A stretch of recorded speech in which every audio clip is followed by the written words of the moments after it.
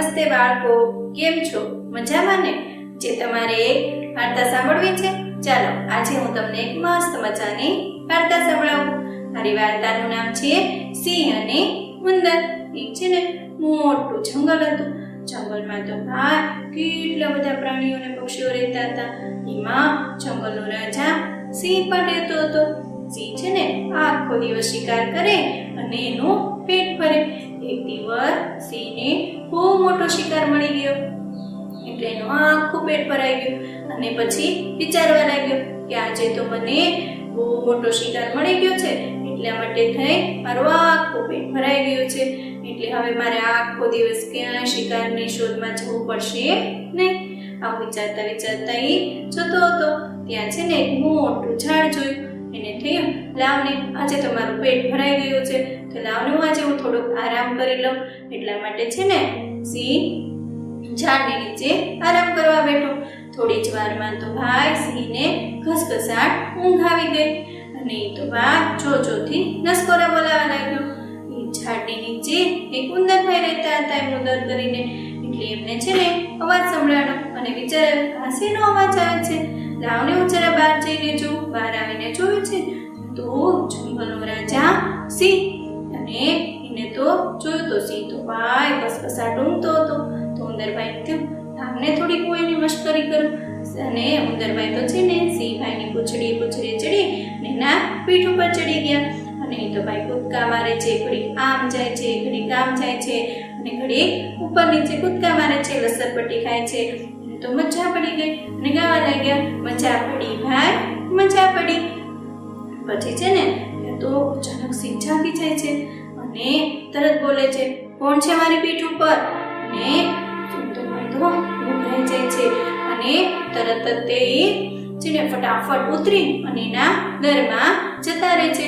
થોડી વાર થઈ ને એટલે સિંહ પાછો સુવા લાગ્યો. પણ આ વખતે કઈ સૂતો નહોતો, પણ એ સુવાનું ખાલી નાટક કરતો હતો. ત્યાં છે ને ઉંદરભાઈને પાછો અવાજ સંભળાયો કે જો સિંહભાઈ પાછા સૂઈ ગયા લાગે છે. એટલે ઉંદરભાઈ પાછા આવ્યા અને સિંહભાઈની પૂંછડીથી એની પીઠ ઉપર ચડી ગયા.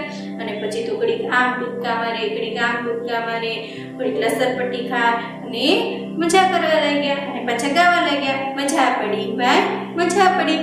એવામાં છે ને ઉંદરભાઈ ધીમે ધીમે સિંહભાઈના આગળના પગ પાસે પહોંચી ગયા.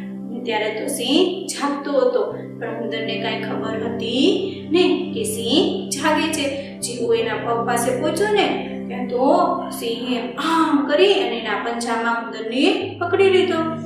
ઉંદરભાઈ તો ડરવા લાગ્યા અને કહેવા લાગ્યા મને છોડી દો, મને છોડી દો. પણ સિંહ કે ના, હું તને છોડીશ નહીં.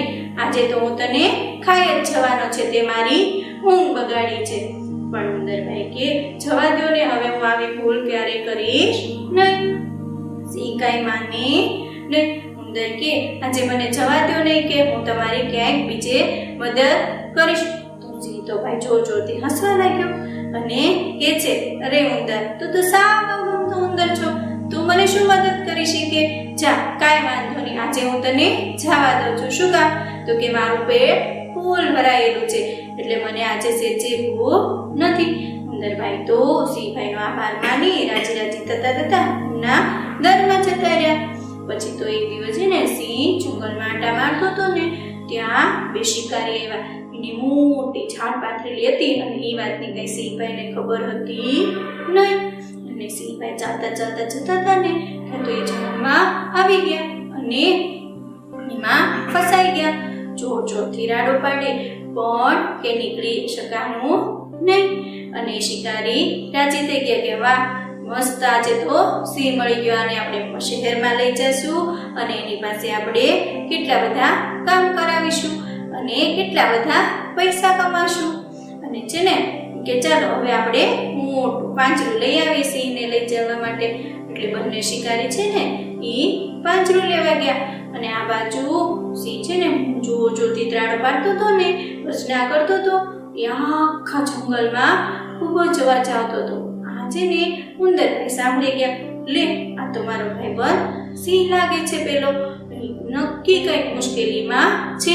ત્યાં તો ઉંદરભાઈ જોવે છે ને કે તો સિંહભાઈ મોટી ઝાડમાં ફસાયેલા હતા.